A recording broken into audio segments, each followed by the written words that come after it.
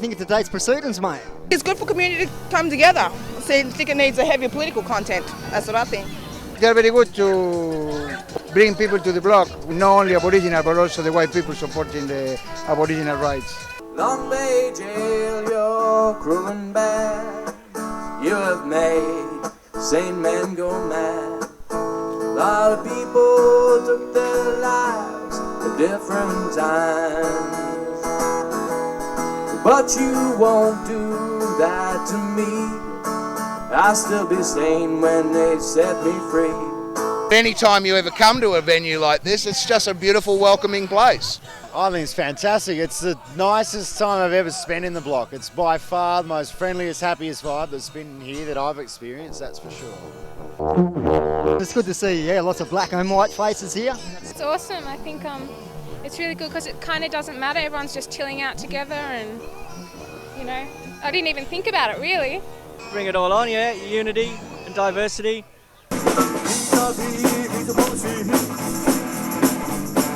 Where is your original tea? Without a teacher regard, you've no right to decree. Yeah, I think it's pretty good, man. I mean, it's just a true representation of Australia, isn't it? There's all different people from different backgrounds and all just having fun together, so yeah, for sure. They're desperately trying to sort of get rid of the black population out of the place, put in new housing and bring the rich in. You're going to lose a great cultural heritage in a beautiful part of Sydney. Is there any solutions? The real solution, I would suggest, is that they decide themselves, that they have their own autonomy and they control their own environment instead of people doing it from above. Because we got Cesar, aka the Chew. This is how we bring it with the cosmic brew. From the microphone, we on cue with the science and the tactics. Never whack hands when we rock it, spark it, not a market, but we trade in the skills and exchanging stories. From the rock to the quarry, this is freestyle. From the pebbles to the rocks and stones, right up in the zone. Never on my own, because we got this whole community right around the block till the clock just stops. I reckon we just got to give these young people something to do, like keep them active, keep their minds busy, so the more activities that they've got to do, the more productive it is and more positive energy around. There's no clean-cut solution. There's no one right or wrong answer, but what's really important is a lot of collaboration between Aboriginal people and non-Aboriginal people, and the queer people who live here really need to be involved, which they're not at the moment, and they really deserve a say in what's going to happen to the block. We've got to continue to build bridges between Aboriginal and non-Aboriginal organisations and communities that don't believe in the way the government are doing things, where money is God. People are more into community, and we should stand up together. And if they ever try and take the block, we should make sure that everyone in the city knows and comes down here to oppose it. When it comes to developers, we all know what they're about. They're about the almighty dollar. These are people who don't respect or appreciate culture just for being what it is in the city. But, black fellas have the right to exist and live their culture everywhere, no matter where they are, and we'll continue to do it. Your comments? I think personally they should extend the block all the way down Abercrombie Street and use the abandoned brewery. I mean, what's it doing? It's not doing anything.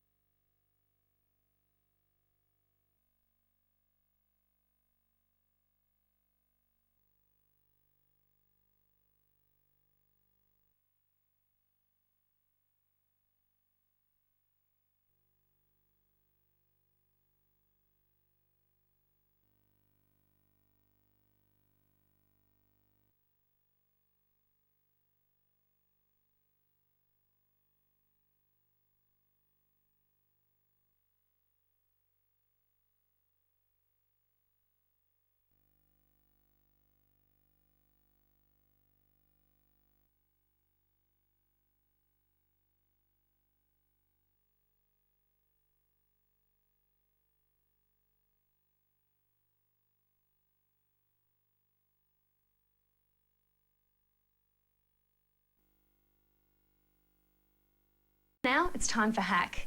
And there are plans to redevelop the area known as the Block in Sydney's inner city suburb of Redfern. The Aboriginal Housing Company runs and operates the land, but their plans don't really mix well with the New South Wales government's plans. Here's Steve Kinane with the story.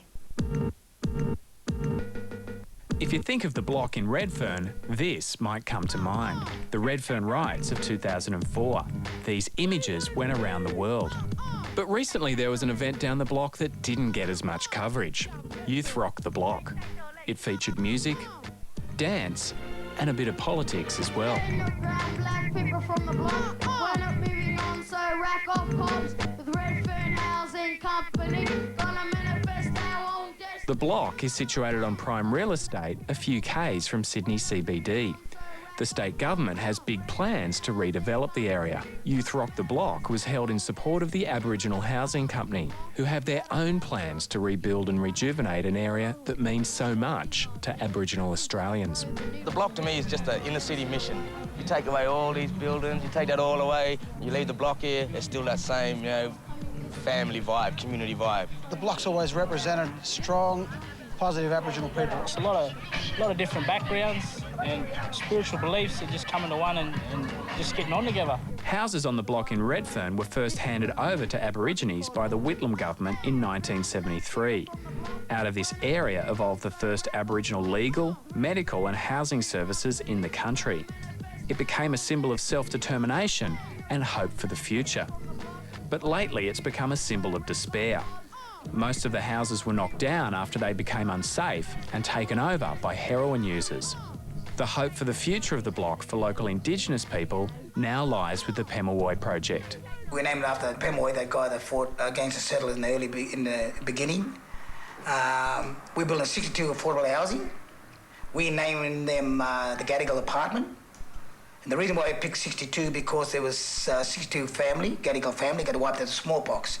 I really believe it's a promised land for our people, and it's the first bit of land that we own in the inner city area. And I think it's so important for our people, this new complex that we want to build. Hey yo, Australia, caught up in the web of hypocrites and politics, the quick fix ballistics. In 2004, the New South Wales government announced a planned redevelopment of Redfern. The minister responsible, Frank Sartor, was given special powers to take over planning controls from local council. This year, he announced he wanted to rezone the Block to make it a mixed residential and commercial area. That would prevent the 62 houses in the buoyed project from being built. Who's Frank Sartor? Who is he? What, minister just become minister? He'd be for what, 5 minutes to be minister? He would control people's lives. His argument seems to be that if you have 62 houses on the Block, you won't have a good enough mix and that you'll have the same social problems that have been at the Block in the last 10 years. Well, for sure. We went through a vicious cycle, everybody knows that. But I really believe it's a vicious cycle of learning. Now, when you build this new complex, we'll never make the same mistake. Frank Sartor was unavailable to talk to JTV for this story. So too representatives of the Redfern Waterloo Authority. Frank Sartor has previously said he doesn't want to kick Aborigines off the Block and that he's happy to provide 62 homes across the Redfern Waterloo area for the Aboriginal Housing Company. But he wants to mix business and residents on the Block, as he told the 7:30 report earlier this year. My vision for Everly Street is to create something of special interest for the Indigenous community that everyone comes to on weekends, if not during the week, that people come to because they want to either look at things, buy things or participate. I don't think there's a great distance between Frank's vision for the area and the Aboriginal Housing Company's vision for the area. The problem, however, is that Frank doesn't want to see the 62 houses which are core to the buoyed project, and that's what the fight's been about, and the state government has changed the planning controls to try and stop that. There's a strong feeling on the Block that the New South Wales government has changed the planning controls so they can drive the blackfellas out and cash in on their land. We know what it's about. We know that it's this prime real estate. We know that it's they see other business opportunities, other ways of making money. And this is a development area. People are just wanting to buy it up and put their skyscrapers up. It's being portrayed as a land grab. The New South Wales government is on the side of developers. Is that accurate? Something like a third of Redfern Waterloo is owned by the state government. There's an area along the railway line which is old railway workshops, which they're looking to develop, and the Block stands right next to Redfern Station. So why is the Block relevant to what's going on around the area? If they're going to develop other parts of Redfern Waterloo. Why is this area relevant? In one of the documents that was leaked from Cabinet about 3 years ago before the Redfern Waterloo Authority was set up, that document said that the money that the state government would get for the redevelopment around Redfern Station could be affected by 25 to 30% by what happened on the block. Bring it on, back it up. Frank Sartor says he doesn't want to boot Indigenous people off the block, but he wants to create opportunities for them. Mick Mundine and Frank Sartor are due to meet next week, and if it doesn't go Mick Mundine's way, there could be legal action. He called a meeting with my planners and his planners, and but then, I mean, if he knocked back our proposal, we're going to take him straight to court for anti-discrimination. Tony Larkings from the Redfern Waterloo Chamber of Commerce is a supporter of the Pemulwuy project, but he hopes the Aboriginal Housing Company can work within the state government guidelines. If we constantly argue and debate that this is unfair, then what happens is nothing moves forward. The state government that we have has set out a set of guidelines. Now, given that the state government changes, we don't necessarily know how they're going to react in regards to the block or the project. I think that in some cases you end up with a window of opportunity to act and do something. And if you miss that, you may in fact run into a position where, you know, the Brogden statement is to bulldoze down the whole lot. If Frank Sartor and Mick Mundine don't come to an agreement, it seems there's plenty of people who want the Aboriginal Housing Company to keep fighting. We're going to fight for it, you know, even harder this time. They keep knocking us back, we're only going to come back harder, mate. Just perseverance. This is the forefront of land rights here, and why shouldn't we start here? With lots of Aboriginal organisations, lots of Aboriginal things have grown from Redfern. Well, it's about time we got back and showed people that we've got to fight back for this place. Available.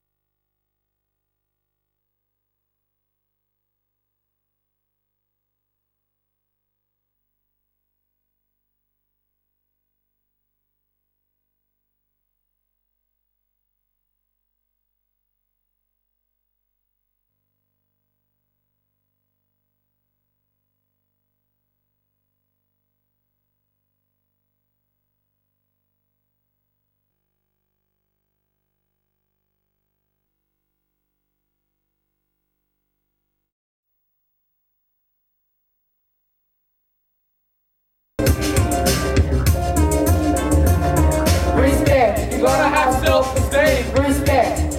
Other people's dreams. Respect. It's all about heart and soul. Respect. Respect. Respect. After the Rock the Block event in May, Michael Mundine, who's the CEO of the Aboriginal Housing Company, said, you know, that their future for the block, as the land that they own, is as a place for the youth to inherit. They want the youth to feel pride and a sense of culture in the place, and so they wanted to follow on and give the youth an opportunity to perform. So what we're going to see today is youth from Redfern and also Indigenous youth from as far afield as Wollongong and Burke coming along and performing for the public of Sydney. We're going to do a speech in Burrick to welcome you, but first we'd like to pay respects to the traditional landowners, the elders past and present, distinguished guests, and everyone for coming today. Listen up. Come and stand up, back and proud all across the nation. We're rapping out. Oh, well, you see, there's a lot of acts going on here. You probably, I don't know. I mean, there's a lot of rap music, and tomorrow too we're having a reggae concert. So that'll be a big plus for this community. So, you know, there's a lot of things happening today. There'll be dances, and I just hope it'll be a good day because it's really for the children and the next generation. That's what it's all about.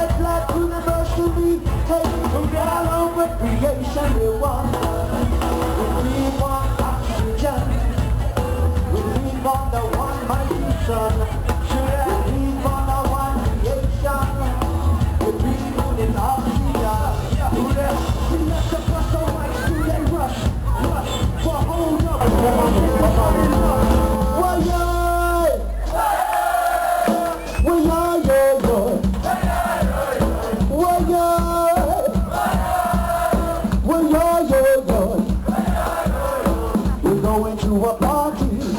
Yeah, this is the Black Reggae Party. He will be there. Coco will be jumping too. Resurrectors will be jamming. Societies will be running. Our bodies will be doing hell. Everyone having a good time.